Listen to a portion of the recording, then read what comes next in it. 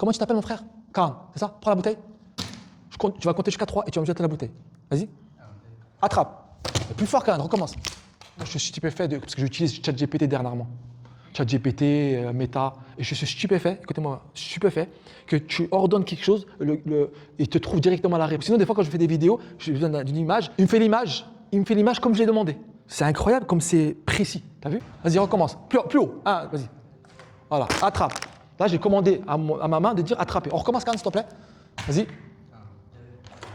Et là, je ne veux rien dire, c'est juste que mon cerveau, j'ai envoyé un signal, je lui dis écoute, attrape à ma main. T'as vu par exemple que je parle, que je donne un signal, ça va très très vite, c'est même pas une histoire de nanoseconde, c'est un ordre qui est donné et directement, Allah subhanahu te répond. T'as vu par exemple, moi j'ai un cerveau, j'ai une main, alors que le tétraplégique, lui aussi il a un cerveau, il a une main. Mais pourquoi quand il lui donne commande, ça marche pas? Là tu comprends que c'est pas une histoire de force de cerveau, c'est pas une force de la main, c'est une force qu'Allah subhanahu il te répond à l'instant T ce que tu lui demandes.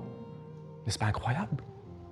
Et vous savez, c'est quoi le fait qu'on n'arrive plus on oublie tous ces bienfaits? C'est parce qu'il y a moi. Tu sais, moi qui a connu sur la surface de la terre. Pharaon, il disait je suis le Dieu des dieux. C'est moi le Dieu. Moi. Le moi, ça l'a amené dans le game de devenir un zalim. Vous savez ce qu'il a fait par exemple? Il y avait quelqu'un dans son palais qui était la coiffeuse de sa fille. Elle s'appelait Machita. Un jour, elle est en train de coiffer sa fille. Elle fait tomber le peigne par terre. Elle le prend. Elle dit Bismillah. Sa fille, elle se retourne. T'as dit quoi là? J'ai dit Bismillah. Comment ça? Il y a un autre Dieu que mon père? Il dit ben oui, c'est le Dieu de ton père, de moi et de toi aussi. Ah non, je ne peux pas accepter ça. Va voir le Pharaon. Oh papa, t'as vu ce qu'elle a dit? Pétez un plomb. Amenez-moi là. Machita dit, mais écoute, moi, je ne vais pas te mentir, je crois en Allah, subhanahu wa ta'ala, la ilaha illallah, Moussa kalimullah. Ah bon? Reni, non. Ok, emmène-moi ces gamins. Il a fait faire une grosse marmite. Il a mis de l'eau. Il a fait bouillir cette eau-là, d'accord? Et il a ordonné à son armée, vous allez jeter Machita avec ses 2 enfants dans l'eau bouillante. À un moment donné, elle a commencé à avoir de la peine. Machita, elle a dit, maintenant, je ne vais pas brûler mon enfant. Il y a un moment d'hésitation. Son enfant, Allah subhanahu wa ta'ala, l'a fait parler. Non, maman, patiente, tu es dans le droit chemin. Pharaon, il les a fait bouillir dans cette eau chaude-là. Le prophète Mohammed sallam, quand il a fait Isra et Miraj, il a senti une odeur. Il a dit, Jibril, c'est quoi cette odeur qui vient? Et c'est Machita. Petite question. À moi et à vous. T'as vu Machita?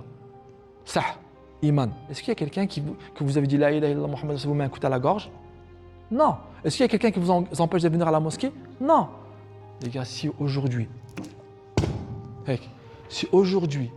si vous ne prenez pas la décision de dire La ilaha illallah Muhammad Rasulullah, aujourd'hui vous n'êtes pas à la mosquée, vous ne pouvez pas vous permettre de dire Ya Allah, je veux le même maqam que Machita.